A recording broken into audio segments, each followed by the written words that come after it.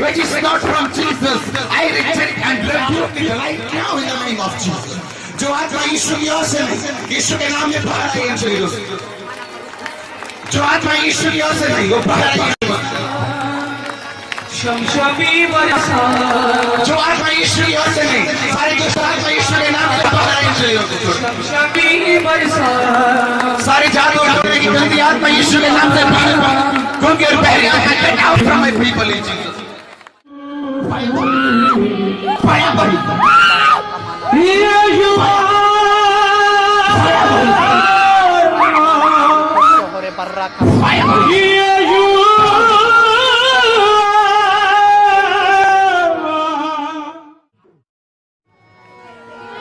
आपको जो शांत होकर भेजना, जो बीमार है वो महिमा करना शुरू कर, अपनी बीमारी वाली जगह पे हाथ रखना शुरू कर। ये हाथ उनके नहीं, खुदावन तेरे बन जाएगा। जो तेरी हजूर में सिर तो झुका कर आंखों को बंद करके खड़ा प्रभु जी, जो खुदावन खुदा तेरी महिमा में खड़ा खुदावन, उसको छू मेरे सामर्थ्य परमेश्वर। प्रभु यीशु के नाम से उनकी बीमारियां जाती रहें।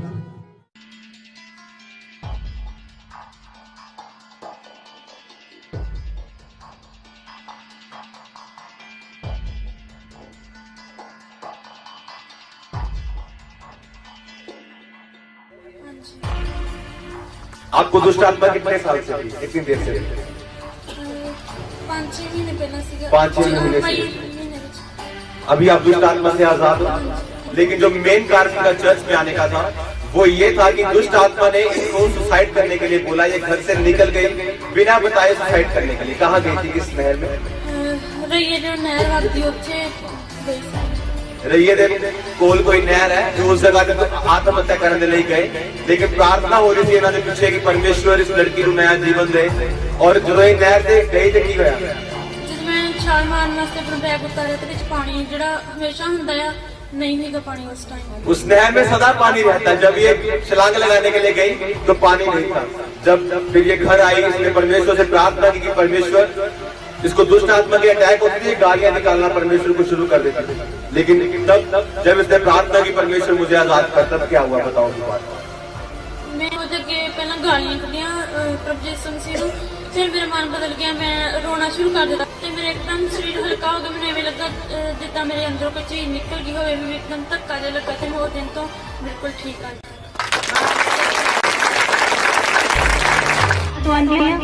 मेरे पेट में चरसोली थी जो कि 42 महीना हुंदी सी और मेरे बहुत ज्यादा पेन भी हुंदी सी। मैं इंजैक्शन भी दर्द दे बहुत लगवांदी सी। मैं मेडिसिन बहुत खाधी पर मैनूं दर्द तो फर्क नहीं सी पैंदा। मैं डॉक्टर को कहती थी कि मैं ऑपरेशन नहीं कराना, कहते सी तेरा ऑपरेशन नाल ही ये रसोली जाएगी। तो मैं बहुत ज्यादा रोंदी सी। मैं पास्टर ने दस्या कि पास्टर जी मेरे 42 एमएम दी रसोली आ तो मैं ऑपरेशन नहीं करवाना चाहती। पास्टर जी कहते कि तुसी ठीक हो जाओगे, तुसी फास्ट रखो। मैं फास्ट भी रखे तो मैं एक दिन इतने राजना के टाइम से मेरे बहुत ज्यादा दर्द हुई, बहुत ज्यादा मैं तड़पती पई सी दर्द तो उस टाइम परमेश्वर ने मैंने शिफा दी। मैं पास्टर जी ने दस्या, पास्टर जी ने मेरी प्रे की और कहते तुसी स्कैन करवाओ। मैं जो स्कैन करवाई, स्कैन दे विच बिल्कुल रसोली नहीं आई। मैं बिल्कुल ठीक आ रसोली तो मैं बिल्कुल आजाद हाँ। परमेश्वर का धन्यवाद करती हूं। मैं न्यू राजन नगर से आता हूँ, लेदर कम्प्लेक्स से। मेरी मम्मी को 1 महीना पहले डॉक्टर को मैं टेस्ट कराया था तो एकदम ही कह दिया उसने कि दोनों गुर्दे फेल हो गए। तो फिर उन्होंने दवाई चलाई, फिर डायलिसिस भी हुए इनके करीब पूरा महीने डायलिसिस होते रहे। फिर दोबारा टेस्ट कराया तो फिर बोलते हैं कि गुर्दे बिल्कुल सही है और किडनी 3.2 है। तो थोड़े दिन ही बस दवाई चली। सारे गल बड़े ध्यान सकते हो कि जो भी कभी कोई भी मरीज जिन्हें गुर्दे खराब हो, मैं एक सरकारी हॉस्पिटल का डॉक्टर होने नाते सानू दस जो भी मरीज गुर्दियां नुकसान हो जाता है और शरीर के क्रिटिकल लैवल बढ़ जाता है, उदों डायलिसिस होना शुरू हो जाता है। उस तो बाद थोड़ी थोड़ी गुर्दे खत्म हो जाते हैं, बंदा खत्म हो जाता है। पर जिथे डॉक्टरी फेल हो जाती है उत्थे ही परमेश्वर की शक्ति शुरू होती है। तुसीं देखो कि परमेश्वर ने कितना चमत्कार करके उन्होंने गुर्दियां द्वारा आया, जिन्होंने डॉक्टर ने जवाब नहीं दिया, पर परमेश्वर सानू कभी जवाब नहीं देता। जिथे परमेश्वर काम करता है। मेरे डॉक्टर बोला कि जब तक बच्चों की डायलिसिस होते रहेगा, नहीं तो डायलिसिस बंद करेगा तो आ जाएगा। हाँ, उसी देखो कि क्या बोलते हैं बोलते हैं आपको तेरा गुर्दा दोनों नबी में पिछले बार के खुश हुए पर मांगे गुर्दा मेरे नबी को मेरे को दे दिया। मेरे दोस्त डायलिसिस बंद करो तेरा। डॉक्टर पहले बोलते थे कि इनका डायलिसिस होगा ना, लगातार डायलिसिस होगा। अगर डॉक्टर ने बोला था यदि आपका डायलिसिस बंद हो जाएगा, डायलिसिस होते रहेगा तो मैं बहुत रोया प्रभु को। मैं बोला प्रभु मेरी जिंदगी ले ले, लेकिन मेरी डायलिसिस अपने मेरे पूरा सही है। मैं बोला प्रभु आप बचा। 8 साल हो गए थे इनकी शादी को, कोई बच्चा नहीं था। डॉक्टर क्या बोलते थे आपको? डॉक्टर 80,000 रुपया मांगता था कि कीटाणुपति की बहुत कमी है, बच्चा नहीं हो सकता है। लेकिन आपने यहाँ पर कब से आ रहे हैं? मैं 8 महीने से। ये 8 महीने से यहाँ पर आ रहे हैं और अब ये प्रेग्नेंट है। परमेश्वर ने डॉक्टर हमारी सहायता के लिए तो मैंने ये 14 महीने पहले तो मैंने इनके हाथों को देख रहा हूँ। आपको क्या बीमारी हो गई थी? इनको फुलवैरी हो गई थी, जो हाथ में निशान, जो वाइट वाइट सारी स्किन हो जाती है, और इनके जो बाल जो बोल रहे हैं कि ये इनके सारे बाल मुंह के और सारे बाल सिर के झड़ गए थे, सब झड़ गया था। तो 14 महीने लगातार चर्च में ये आ रहे हैं और इनके निशान कहाँ तक थे आपके निशान? ये पूरा हाथ उनका भरा हुआ था, आप देख सकते हैं निशान कितने कितने रह गए, और आप देख सकते हैं इनके बाल वापस आना शुरू हो गए। परमेश्वर की तारीफ। बिल्कुल खत्म था मेरा बाल बिल्कुल खत्म था, दाढ़ी भी खत्म था। मैंने इसीलिए छोड़ रखा कि मैं दुआ का तेल लगाते रहा और मैंने दुआ का पानी पीते रहा और प्रभु को विश्वास करते रहा और प्रभु को बोलते रहा। जब भी प्रार्थना करता था प्रभु को बोलते रहता था कि प्रभु यीशु मसीह मेरा बाल आपका जैसा बाल दाढ़ी मेरा कर दो, ताकि हजारों लाखों आदमियों के सामने खड़ा होकर मैं गवाही दे सकता। हालेलुया। जितने लोग नशा छोड़ चुके खड़े हो जाओ सब। ईमानदारी के साथ सब खड़े हो, परमेश्वर की आप महिमा करें। जितने लेडीज नशा करते थे लोग खड़ी हो, जिन्होंने छोड़ दिए, धन्यवाद परमेश्वर। सब लोग इनके लिए प्रार्थना करो, और आप प्रार्थना करो जो दूसरे लोग नशों में वो आजाद हो जाए। सब प्रार्थना करें।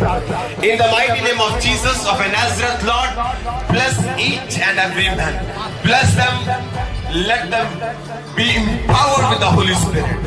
यीशु के नाम से आपका अभिषेक सदा के लिए इन जीवनों पर ठहर जाए, जो नशा छोड़ चुके हैं। खुदावंद खुदा इनको ताकत दे दोबारा। खुदावंद खुदा हमारे अंदर वो ताकत है, हम नशा नहीं कर सकते। खुदावंद ये चुनाव है मेरे सामर्थ्य परमेश्वर, ये ताकत अब हमारे अंदर है। जो दूसरे व्यक्ति नशा करते यीशु के नाम से वो भी नशे को छोड़ दे। खुदावंद जी आपका नाम महिमा पाए, हर एक सन यीशु के नाम से आशीषित हो। पिता यीशु मसीह के नाम से मांगता हूं, सब जन यीशु मसीह के लिए ताली बजाइए। आप बैठ सकते हैं। आपको दूसरा कपड़ा था ਤੁਸੀਂ ਕਿੱਥੋਂ ਆਉਂਦੇ ਹੋ ਦੱਸੋ? मैं होटल ਕੀ ਪ੍ਰੋਬਲਮ ਤੁਹਾਨੂੰ? खाने खड़े हैं, 8 साल हो गए, 8-9 साल हो गए। ਹੁਣ ਬਿਲਕੁਲ ਠੀਕ ਹਾਂ। ਚਰਚ ਕਿੰਨੀ ਦੇਰ ਤੋਂ ਆ ਰਹੇ ਹੋ? 7 ਵੀਕ ਹੋ ਗਏ। 7 ਵੀਕ ਹੋ ਗਏ। ਹਾਲੇਲੂਇਆ।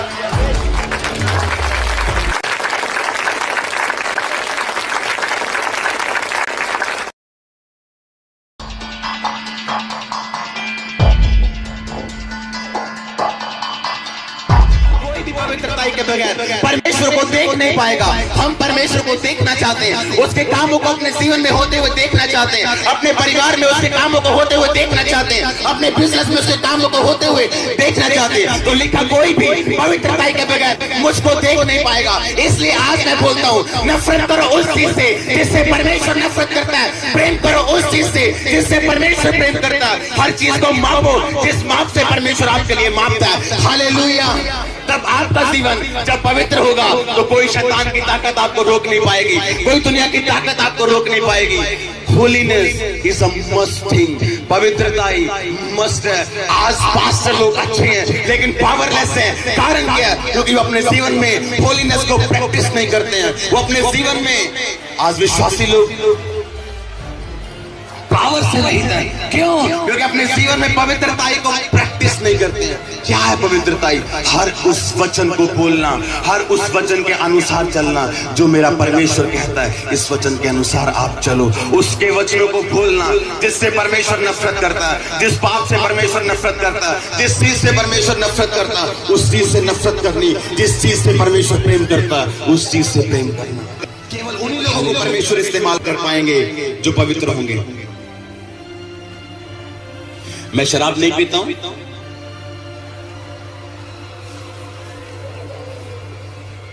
मैं नशा नहीं करता हूं, मैं व्यभिचार नहीं करता हूं।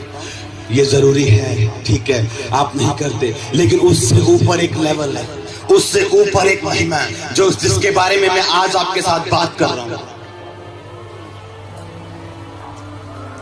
हर एक विषय में, हर एक बात में परमेश्वर के वचन को ढूंढो। अपने जीवन के हर काम करने से पहले परमेश्वर के वचन को देखो। अपने बिजनेस में यदि आप झूठ बोलते हो, आपकी पवित्रताई खराब होती है। आप किसी के खिलाफ बोलते हो, आपकी पवित्रताई खराब होती है। आप अपनी आंखों को पवित्र रखो, अपने दिल को पवित्र रखो, अपने दिमाग को पवित्र रखो। हर उस बात को वैसे करो जैसे परमेश्वर का वचन बोलता है कि ऐसे कर। आप वो हो जो परमेश्वर का वचन बोलता है कि आप वो कर सकते हो जो परमेश्वर का वचन बोलता है कि आप कर सकते हो। आपके पास वो है जो परमेश्वर का वचन बोलता है आपके पास है। हालेलुया। क्या समझ आई आपको? आप वो हो जो परमेश्वर का वचन बोलता है। आप हो, कौन हो आप?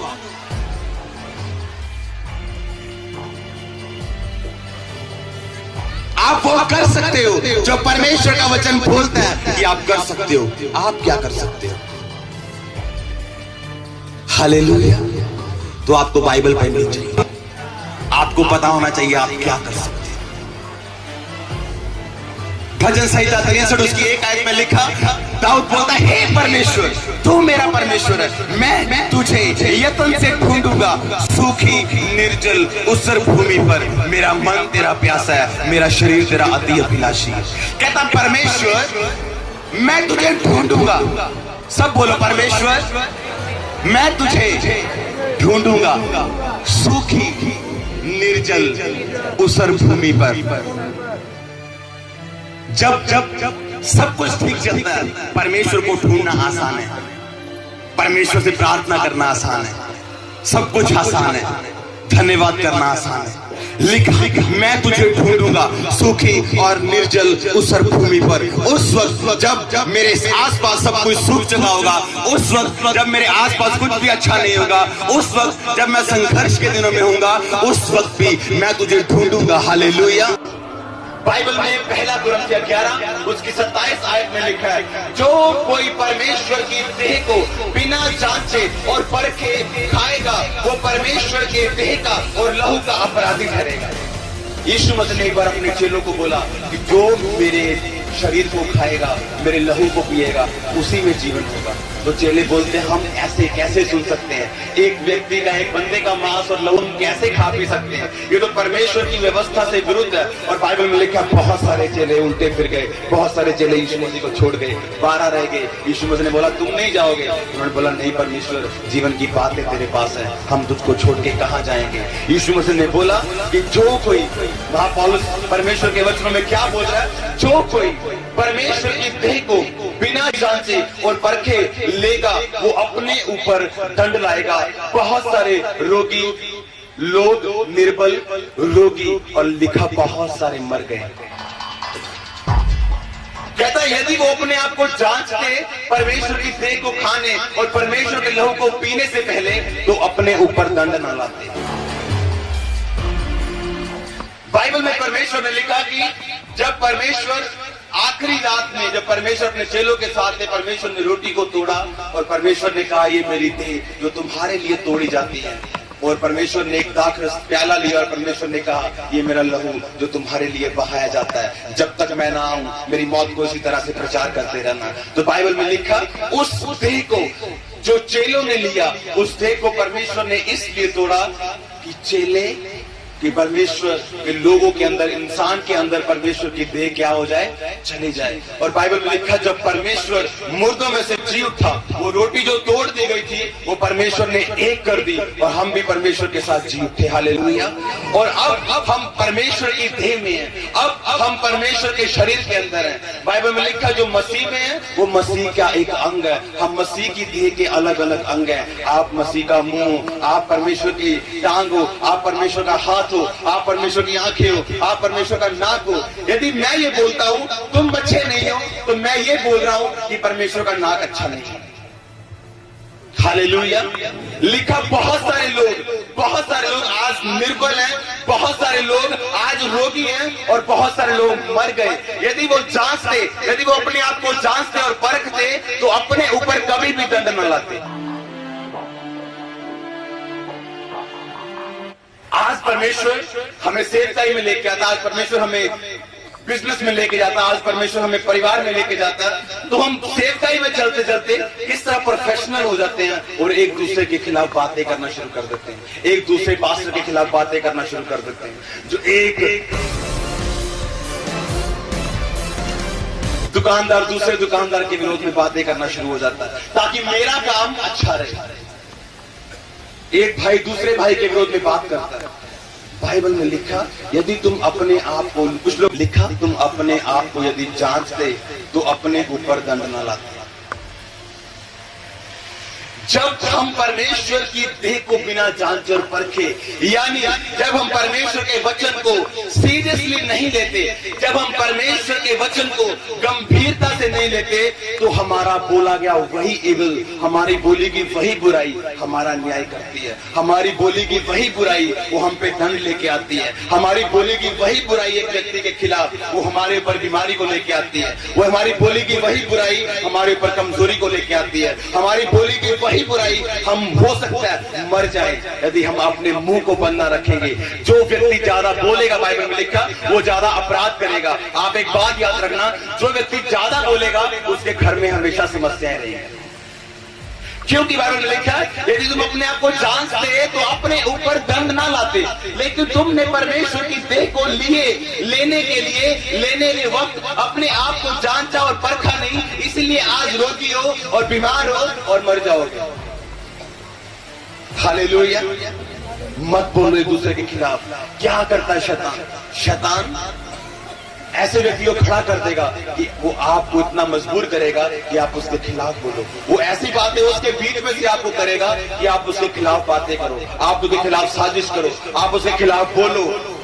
जब आप बोलोगे तो शैतान की हर योजना कामयाब हो जाएगी। इसलिए बाइबल में लिखा, शैतान तेरा कुछ नहीं कर सकता और उसको मौका मत देना। हम मौका कब देते हैं? एक दूसरे के खिलाफ बोल के। हम माफ करना नहीं जानते हैं। लिखा यीशु मसीह ने, यही हाल आज हमारे साथ।